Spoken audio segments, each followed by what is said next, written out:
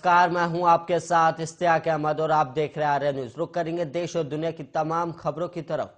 रूस यूक्रेन युद्ध का आज 18वां दिन है और दोनों देशों के बीच 2 हफ्ते से जंग जारी है और यूक्रेन युद्ध में रूस ने अब अपनी रणनीति बदल ली है और रूस ने अब अलग अलग इलाकों पर ताबड़तोड़ हमले भी शुरू कर दिए और वहीं कीव समेत कई शहरों पर घेरा और कस लिया है। और वहीं इस बीच रूस के 2 हेलीकॉप्टरों को यूक्रेन ने ढेर भी कर दिया, लेकिन रूस की मिसाइल पावर के आगे यूक्रेन बेदम है और 18 दिनों में 800 से ज्यादा मिसाइलों से यूक्रेन ने वार किया है। और वहीं वजह है कि अमेरिका अब यूक्रेन को आधुनिक एयर डिफेंस सिस्टम देने पर विचार कर रहा है, लेकिन डर है कि तब तक देर ना हो जाए और रूस ने यूक्रेन का चौथा सबसे बड़ा शहर निप्रो शहर जो मध्य यूक्रेन में है पूरी तरह तबाह कर दिया।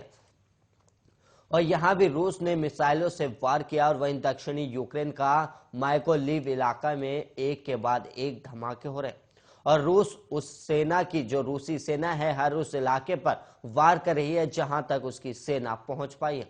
और ऐसा ही शहर है ओडेसा जहां नागरिकों को रूसी सेना के आने का खतरा है और इसके लिए पहले ही तैयारियां शुरू कर ली गई हैं, लेकिन यहां भी रूसी हमले के निशान शहर भर पर मिल रहे हैं और अमेरिकी राष्ट्रपति जो बाइडेन यूक्रेन को 1500 करोड़ रुपए की अतिरिक्त सहायता देने की तैयारी करें ताकि यूक्रेन ज्यादा आधुनिक हथियार खरीद सके और शरणार्थियों की मदद कर सके।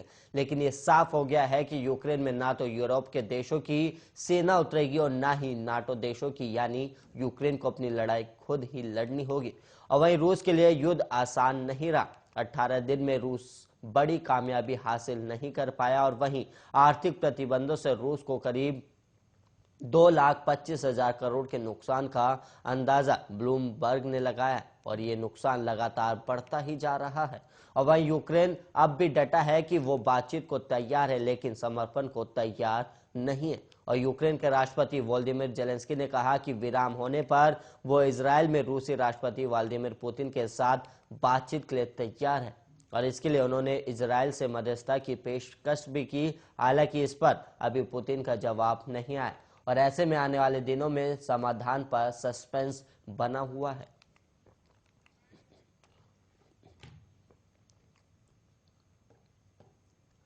अमेरिकी उपराष्ट्रपति कमला हैरिस ने अमेरिका और उसके नाटो और यूरोपीय सहयोगियों के बीच एकता पर प्रकाश डाला और चेतावनी दी कि यूक्रेन में रूस का सैन्य अभियान सभी लोकतंत्रों के लिए खतरा है। और वहीं CNN के अनुसार हैरिस ने कहा कि रूस के आक्रमण से न केवल यूक्रेन के लोकतंत्र को खतरा है, ये पूरे यूरोप में लोकतंत्र और सुरक्षा के लिए एक बड़ा खतरा है। और वो शनिवार को वॉशिंगटन के डेमोक्रेटिक नेशनल कमेटी की शीतकालीन बैठक में बोल रहे थे।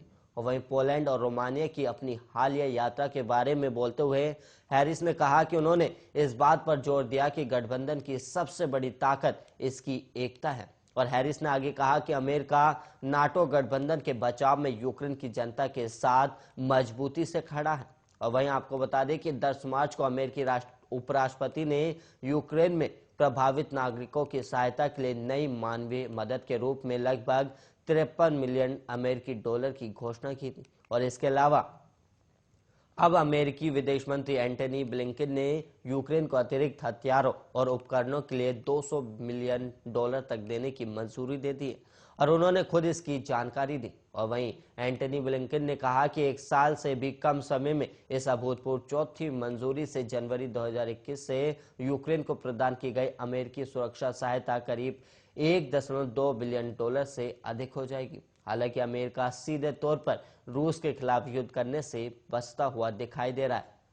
और वहीं अमेरिकी राष्ट्रपति जो बाइडेन ने लातविया, एस्टोनिया, लिथुआनिया और रोमानिया जैसे देशों में रूस से सटी सीमा पर अपने 12,000 सैनिक तो भेजे, लेकिन उन्होंने जोर देकर कहा कि वो यूक्रेन में तीसरा विश्व युद्ध नहीं लड़ने जा रहे।